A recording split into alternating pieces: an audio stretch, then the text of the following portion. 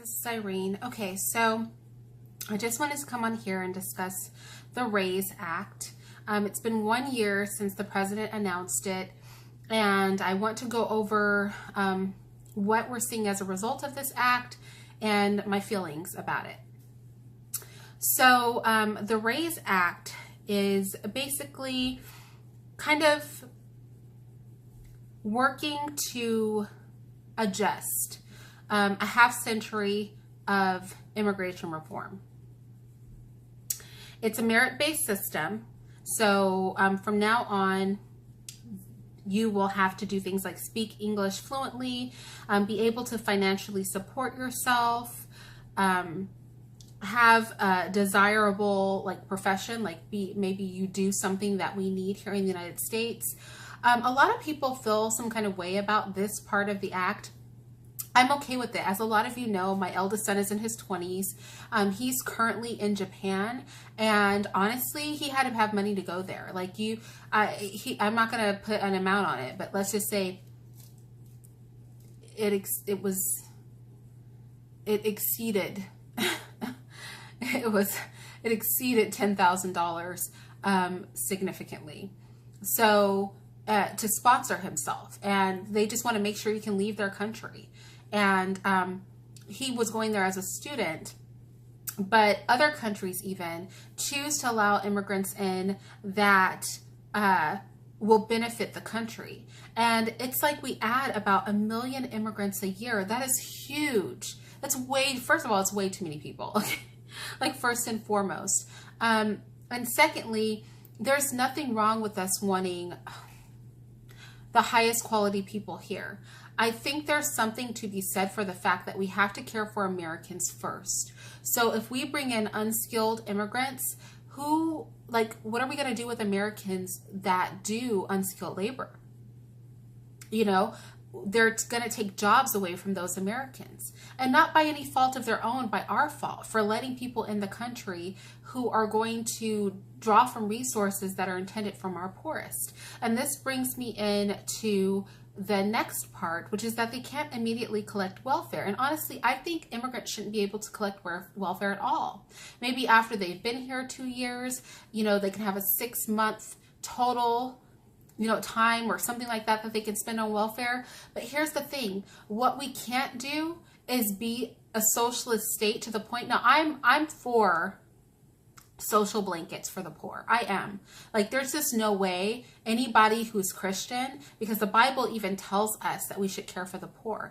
Back when they used to harvest crops, they left crop on the field so that the poor could work and come and glean from the field for their own benefit. So we should have safety nets for the poor. In the New Testament, everybody gave what they had and dispersed as every man had need.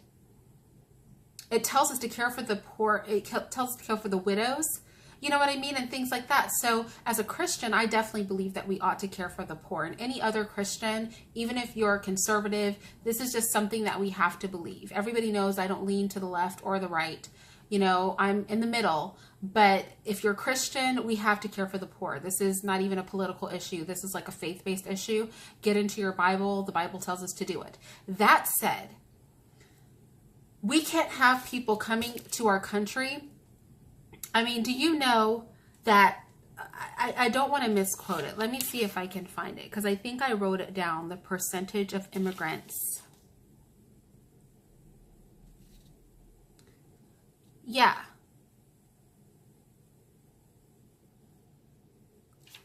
I want to say, don't quote me on this, that about 50% of our immigrants collect some sort of social welfare.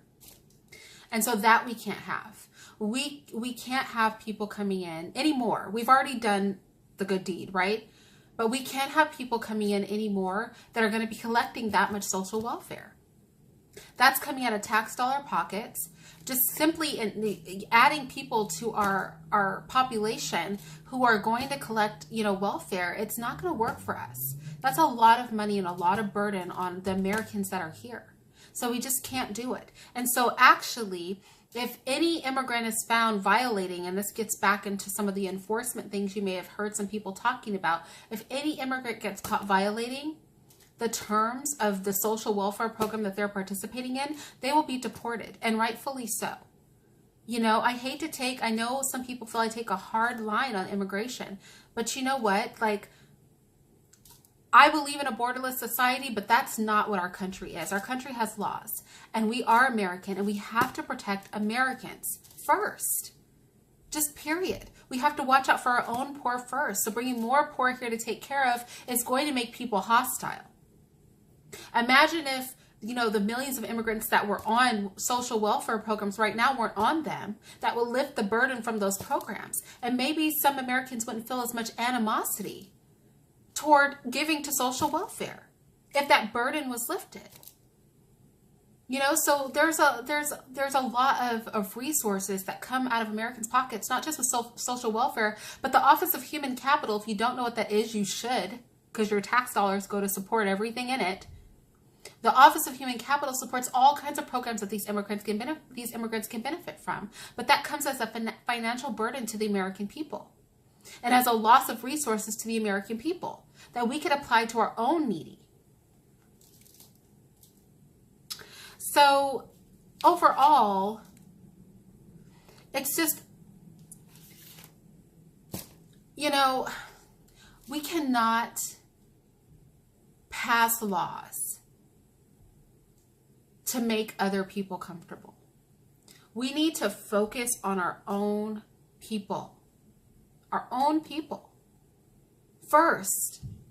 We have to get this thing under control first before we can go playing world charity. You know, Captain Save an Immigrant. We can't do it. We have people here we need to care for first. And I am all for Trump's immigration policy. I'm all for it. I'm sorry. Like I said, my son is a first generation American, and I don't have anything against immigration. But I do have something very much against laws that are not pro-American first, that don't take care of our own first. We can talk about giving out charity and being extra fair to foreigners who want to come and immigrate to the States after we take care of our problems here. We have problems right here that need to be addressed. And so I say tighten up the reins on this mess. It's ridiculous. Tighten the reins on it. Absolutely. I don't think they should get welfare at all. Like I said, put a cap on that. There's a cap on it for Americans, and the cap for immigrants should be far less, quite frankly. And bring in the skilled work that we need. Bring in and encourage people to come here who have usable skills. It is important. I'll briefly touch on what President Trump said about Africa. This is old news. It was inappropriate. But I understand the sentiment. The words were totally inappropriate. And it may link to some weird stuff that he feels deep down. But the idea of bringing in skilled persons from any country, including the Africas, is very, very solid and important.